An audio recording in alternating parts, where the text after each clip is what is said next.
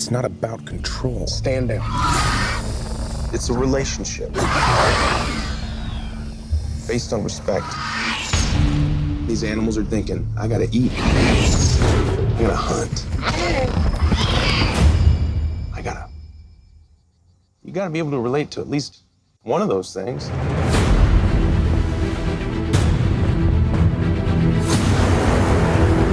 Every time we've unveiled a new attraction, attendance has spiked. That was awesome. Corporate felt genetic modification would up the wow factor. They're dinosaurs. Wow enough.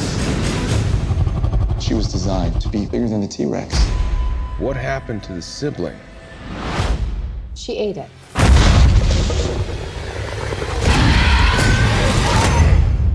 We have an asset out of containment.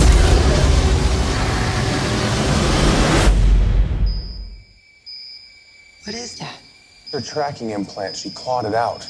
How would it know to do that? She remembered where they put it in.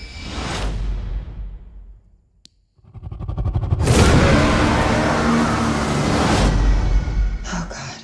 She's killing for sport.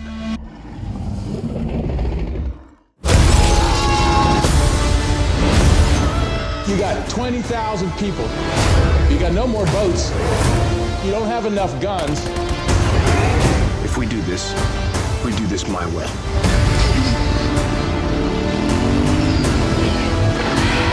We got eyes on target. Light it up!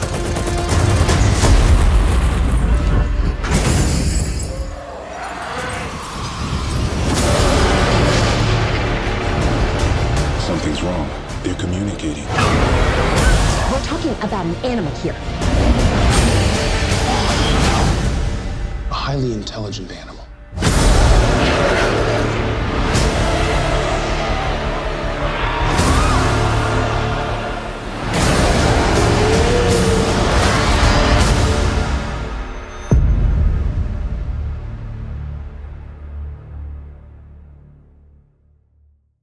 Thanks for being here, guys. Well, welcome. Thank you. I'm so excited about this movie. I grew up with Jurassic Park, and I'm sure you were pretty young when it came out. So what was your first experience when you first saw it? I saw it opening weekend when it came out. I was 12 years old, Wow. and my parents were super strict. And because it was PG-13, I wasn't allowed to see it initially until they went and saw it opening night. And actually, I have a really distinct memory of this. My dad said to me, "This is cinema history. You have to see this movie in the theaters," and I did that weekend with them, with their supervision, and I mean, it's just I feel like we all felt this way, like, you know, those of us who did see it in the theater that opening weekend. It was shell shocked, right? I mean, we had never seen anything like that before. Like even dinosaurs, we had seen dinosaur bones in museums. We had seen drawings in textbooks, or, you know, we'd seen kind of like weird movies from the 50s where like the dinosaurs just look like a wrinkly elbow. But when Jurassic Park came out, we were seeing dinosaurs for the first time, and that is just, you know, that is a phenomenal. It was a phenomenal moment in cinema history, really, in many ways, like my dad was saying, and it was a sacred moment that we all wanted to protect, fiercely. Definitely, and even since then, the dinosaurs have evolved as we see so much. So what's the biggest difference between Jurassic World and what we saw in Jurassic Park? I think that the biggest difference between Jurassic Park and Jurassic World is that in Jurassic World, the park is open. Whereas in, of course, Jurassic Park and the subsequent films, you know, it's on the precipice of that. And when I first spoke with Colin Trevorrow, the co-writer and director of this movie, that's how he pitched it to me. He's like, you know, it's 22 years after the original film, and now the park is open. And it's been open for a while, and so people aren't so impressed anymore. And, you know, this kind of novel thing that, you know, was dinosaurs is sort of a little, you know, it's like an elephant or whatever.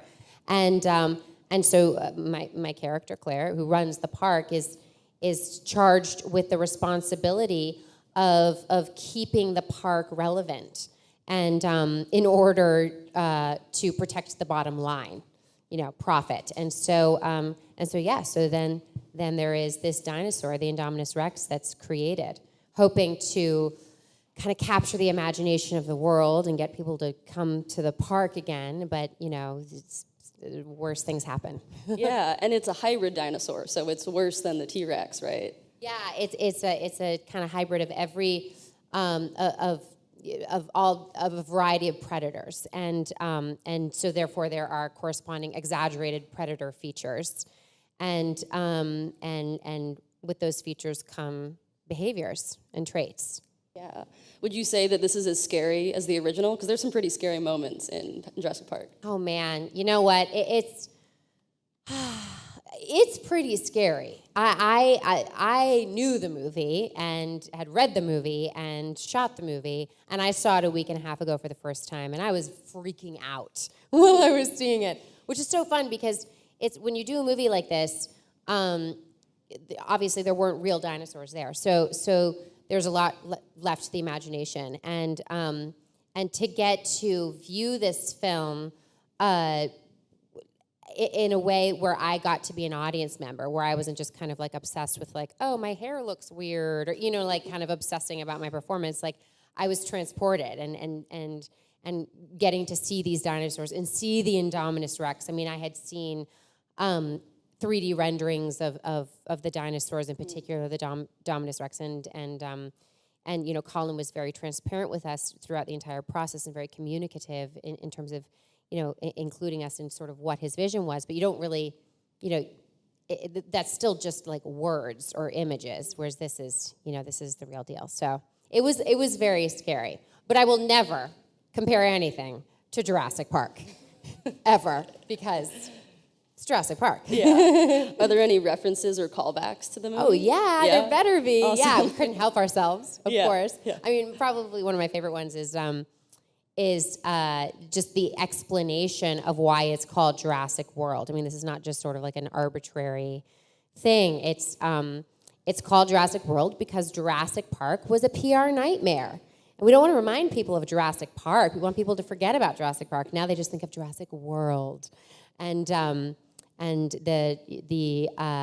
facade of safety within Jurassic World. So it's cool because there's an acknowledgement of the first film in almost, I mean, I don't want to say every scene, but definitely in probably every third scene, because that's the history of this mythology, and I loved that. That's great. And you're also with Chris Pratt in this, and he's just one of the funniest guys in movies right now. Yes. What was it like being on set with him? Oh, it sucked. No, I mean, it's awesome. Chris is the best. Chris is, like you said, he's hilarious. And he's like one of those happy, hilarious people. There's like hilarious people that are like kind of dark, and you meet them and you're just like, oh, they're hilarious, but they're miserable. That wasn't the case at all with Chris. I mean, he's just such an earnest, sweet, wonderful, happy, funny person. I mean, he's beyond a pleasure. Plus, he's so tall, which is great because I'm kind of tall, and I'm used to sort of like slumping down next to the people that I work with, so that so that it kind of looks okay in the frame. And with Chris, I got to stand proud and tall. And also, the first clip that was released from the movie is between you two, and it sort of alludes to a former romance. Yes. So will we see more of that? Yes. Well, yeah. So it's kind of classic in a way because it's we play these two characters that basically have nothing in common, completely see the world differently, and don't really like each other very much. Although Chris said that his character loves me in the beginning, but I don't really care for him. And one of the many mistakes that my character makes. And so that's kind of our starting point. And then they get thrust together on this adventure and have a shared mission to save the park. And so the dynamic between us is kind of, like I said, it's kind of that classic thing. It's like Romancing the Stone, or like It Happened One Night. It's kind of one of those movies. Yeah. Are we going to see your character in any action sequences? Like in the midst Tons. Yeah. Oh, yeah. Yes, very much so. Yeah, no, she's not the like this lady in this movie is like not the lady. Like okay.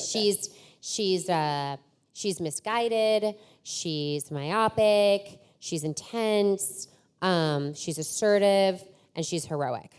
And so it was great to get to be a character that isn't on the sidelines. You know, that really is literally in the jungle and in the thick of things in the jungle. And that was very fun. Although I kept my heels on the entire time, and action sequences are far easier when you are not in heels. I can imagine. Yeah. I kept looking at Chris and being like, dude, you've got the easiest job between the two of us, because he's in boots and I was in heels. Right. Do you think you'd come back for another film if they continue it? Oh, yeah. I mean, I have so much trust and faith in the people behind this franchise, this story, you know, Colin, Steven Spielberg, and they waited so long to tell this story and really earned the right for this movie to come out at this point.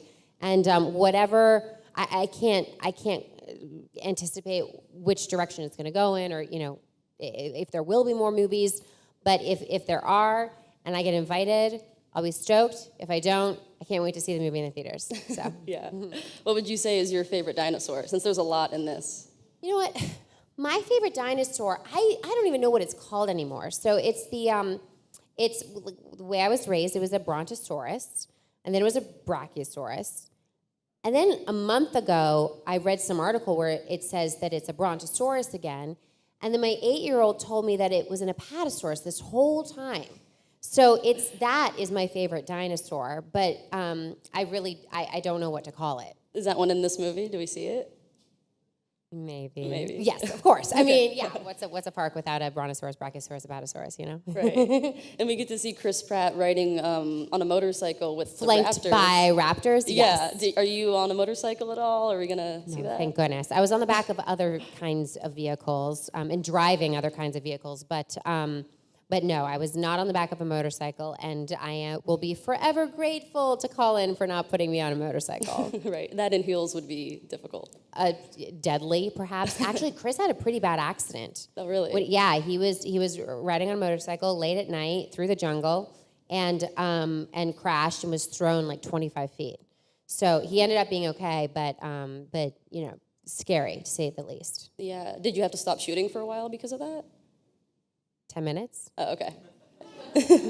Dude's a tank. The guy's a tank. I mean, maybe a little bit more than 10 minutes. I can't remember kind of what happened to the bike, but I do know that they continued shooting that night. Were there any moments on set with him that you just started cracking up, or anything funny? I mean, of course, every second. You know what's cool about doing a movie like this is that it's serious, and it's a action adventure film, but there are so many moments of levity. You know, if you think of the first movie, like there are so many comedy moments, and that's in a way why Colin was hired, because he did this really rad movie called Safety Not Guaranteed. That it was a small movie made for $700,000, and it was a sci-fi film, it was a romance film, it was a comedy, it was a drama. It had so many. He was spinning so many plates, and that's really why Steven Spielberg handpicked him to direct this film, because he knew that he could handle a movie where there would be a huge scare followed by a huge laugh followed by a huge tear-jerking moment, and that's really what this kind of film, what this franchise, what's special about it, and what it offers. And so just being on the set, in those more hilarious moments, opposite Chris Pratt, I mean, that was fantastic. But in addition to that, it was just, when you're doing a movie where, like, the dinosaurs aren't real, but you need to pretend that they're real, it gets absurd. It gets really, really, really bizarre. And, there's one day in particular that I remember shooting when we were shooting on the boardwalk of the park, and there were 800 background artists, 800 extras. And Chris was kind of wrestling with a dinosaur, and it was a person in a suit. And so he would wrestle with this person in a suit, and then someone would yell out, "Hold," and all 800 people had to freeze. Like, we all had to freeze. I had to freeze too. Chris had to freeze. And then this person would like run off, and then they'd be like, okay, action, and then we'd continue with the action because they needed to have that person there for a reference, and then they needed to shoot it without the person that he was wrestling with so they could put in a dinosaur. And just that, the first few times, like, you're thinking about the blocking and you're thinking about, just the shot. And then sort of the 20th time you do that, you're just like, what am I doing? And you look around, you see like 800 people like this. And it's just, it's really weird. Like there's nothing that feels normal about that situation. Yeah, that's funny. We're going to go to some audience questions. Does anyone have any questions? Hi, Bryce. A huge fan from Twilight. Oh, thanks. And I was just wondering, when you talk about the special effects, how does it feel from doing something like Twilight, which had probably little bit effects, versus doing something as big as this, as you know, that this is a huge franchise, and this is like a cult classic? Well, it's cool, I mean, but even like with Twilight, for instance, they definitely, there weren't as many effects, but they definitely had effects, and it's always fun to see it afterwards, So for instance, in Twilight, like it's like, I'm decapitated now, like that was kind of interesting to see happen, something you only want to see once, but with this, it's. Yeah, I mean, it's immense. What's interesting is that because Colin's first movie was a kind of micro budget feature, he was used to having a very intimate set, and he replicated that for this film. So when we were working, it didn't feel like a giant movie. It really, really, really didn't. The only day that it felt like a giant movie when we had 800 people running around. But there was a day when we worked with an animatronic dinosaur, and it felt so real, chillingly real. And when you're doing that, you're sort of like, whoa, I'm on a Jurassic film, because otherwise you would never see that. There are some theme parks that have animatronic dinosaurs around and all of that, and that's really cool. But this was pretty state-of-the-art, like Stan Winston style, like animatronic dinosaur, which was very cool.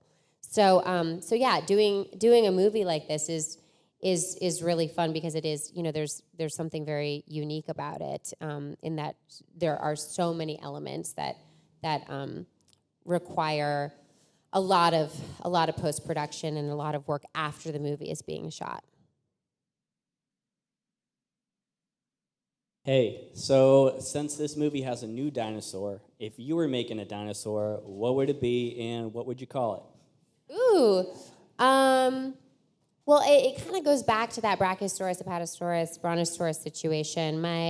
When I was super young, one of my favorite movies was Land Before Time, and I'll tell you how favorite it was. Our golden retriever was named Littlefoot, and so it would have to be something having to do with that. I mean, I would never want to dabble in creating a predator dinosaur. So something kind of sweet. What would it be? So it would be, I don't know. Why mess with dinosaurs though, right? Like, why mess with them? They're so amazing.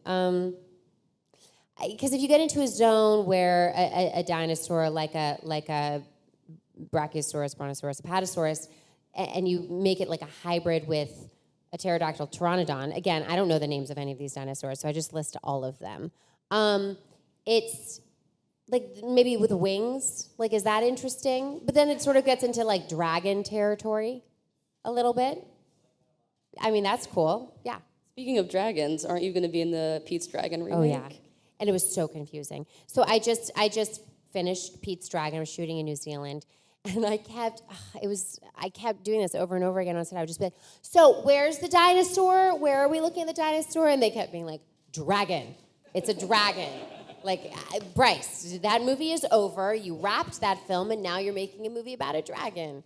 But yeah, those like large green reptiles. You can't really tell the difference. They all look the same to me. Right, yeah.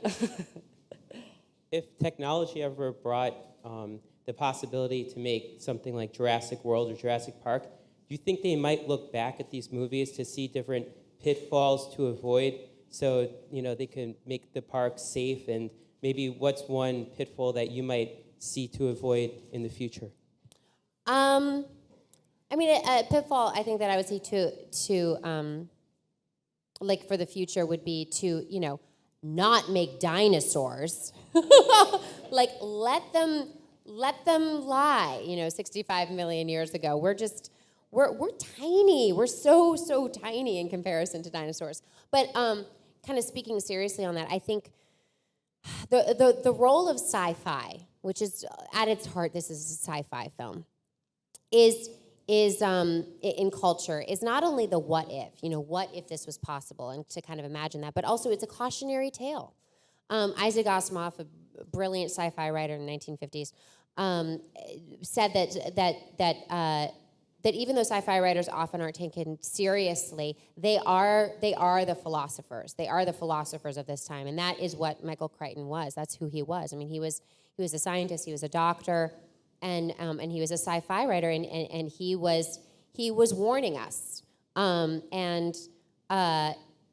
It's interesting because I remember seeing Jurassic Park and hearing the story of the amber and the mosquito and the dino DNA, and just thinking like that science is sound, like that makes sense. And we actually we aren't so far off, probably not dinosaurs, but we aren't so far off from these kinds of situations. And I would hope that that we do look to these stories to kind of find ourselves so that we can make the right decisions and wise decisions. And I think the problem now, there's a term that was coined by Michael Crichton called fintelligence. And what he's basically saying is that, we are so obsessed with the next big thing in terms of progress that we don't take a step back and look at the context of everything. And we are more focused on evolving our technology than we are evolving our own humanity or our own wisdom. And I think these stories serve as that guidance in a way, so that we can at least start to contemplate these things, even if it's not like a scientist exactly referencing, like, remember that moment in Jurassic Park or Jurassic World? Like it's more, it gets it into your soul, and you start to realize like there are consequences for these things, and one day we're going to blink and we might lose ourselves. And a movie like this, it actually makes it really simple. It's like our survival is in jeopardy. We make these decisions, our survival is in jeopardy. And so, no one wants to stop progress, and progress is essential. But even more essential than progress is our own progress and evolution as a species in terms of, like I said, our wisdom. And sometimes we don't apply it. Most of the time we don't apply it, sadly, because we're so excited about the next phone. And maybe we could implant that phone in our arms. Wouldn't that be the best? And it's like, So, it's going to happen. We have time for one more question. This question is from Periscope. And they want to know, what was the audition process like? What did they approach you? Did they say this part was written for you, or did you approach them? How did you find out about it? How did you get involved? I did an audition for this, which was crazy. I did a movie called The Help, and then a little while after I did The Help, I got pregnant with my second kid, and so I hadn't worked for a while. And I talked with Call in March of 2013, so my daughter was a little over a year old. And I kind of I assumed, I hadn't worked for a while. Basically in Hollywood, if you haven't worked for 7 days, you're like, it's cold. It's icy out there. No one's interested. Oh, you haven't worked for 7 days. And so I kind of assumed I was going to have to claw my way back into the business. And so I had a Skype conversation with Colin. I knew that he was, talking with many people. And my agenda for that call was twofold. First and foremost, I wanted to hear every single spoiler that he would be willing to give me, because I was such an avid fan. And secondly, I just wanted a chance to audition, and I straight up asked him for that. And just a short while later, about a month later, he called me, and he said, it was very dramatic. He was like, I'm at the top of a mountain in Hawaii right now. And when we spoke over Skype, you felt like family. And I've talked with everyone involved in this project, and we would like to invite you to join our Jurassic World family. And I was like, oh. So yeah, I mean, I was more like, oh, I peed myself and passed out all at once. I mean, I was freaking out, and I couldn't believe it. So that was sort of an amazing thing, and I had an experience very similar to that with my first movie, with a movie called The Village with M. Night Shyamalan, where he saw me in a play. I had never done a movie, took me to lunch and straight up offered me the film. And he could have auditioned me, he probably should have auditioned me, both in the case of Knight and Colin, but the fact that they didn't, it just made you feel all the more, it made me feel really safe and like he maybe wasn't making a mistake, because someone who has the courage to do that and not test it out means that they're very sure. And I kept asking him, because there was quite a while before I read the script. I said yes, of course, on the spot. But it was a few months, several months actually, before the script was done, and Colin was writing it at the time. And I kept being like, who is she? What is she like? What is she like? And he was like, she's like you. And I'm like, dude, you don't know me. Like, we've talked over Skype. Like, what do you mean she's like me? Anyway, the first time that we actually met each other in person, we were, my family and his family, we went on a walk around my neighborhood, and they were kind of thinking of potentially moving in that area. And there was a house that they saw, and they were just like, oh, do you mind if we just, like, that was for sale, if we go into that house? And I was like, sure. And so they went in, and I kind of, like, walked right past Colin and got the one sheet and went right up to the realtor and was like, hi, so I see that there's a house in the back. Is that R2 zoning? And she was like, oh, no, you can't really do it. I was like, well, I know the laws, Santa Monica law for this area, and, you know, there is that zoning. So what's the deal? What are you talking about right now? I don't feel like this is a really honest conversation that we're having. Let's just be transparent, because my friend here is looking at this house. And Colin nudged me and he went, that's Claire. So anyway, yeah. That's kind of how it went. I hope I'm more like Claire at the end of the movie rather than Claire at the beginning of the movie. And you guys will know what I'm talking about when you see the film, which I hope you do. Can't wait to find out. Thank you so much. Cool, thanks. Thank you. Thanks for talking to me.